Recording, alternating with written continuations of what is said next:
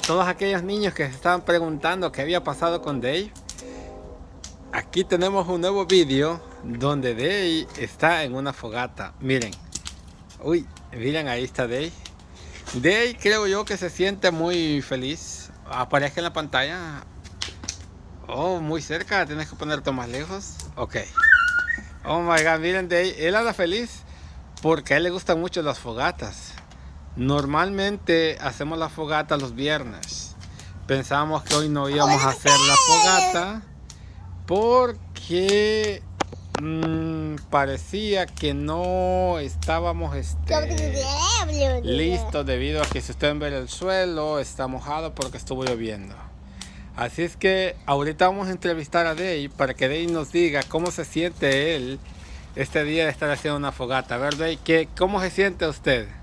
Las fogatas puedes hacerlo con marshmallows. Si no quieres, lo hagas. Ok, ¿qué les quiere decir usted a los niños? ¿Que se siente feliz o cómo se siente? Si sientes feliz, puedes hacerlo en Fridays con como 10 quieres. Pero si no lo usas, no lo hagas porque pero sí te vas a tener cuidado porque te quema. Sí, mira, Dave recomienda tener mucho cuidado porque dice que uno se quema. Miren, ahí está Dave. Ahí está Red. Ajá, miren, es que ahí hay unas luces, nomás que las tenemos apagadas, pero trabajan con un sensor que está ahí. Así que bueno, esto ha sido todo por ahora. Se despide Dave y nos vemos hasta la próxima en un nuevo video. Bye.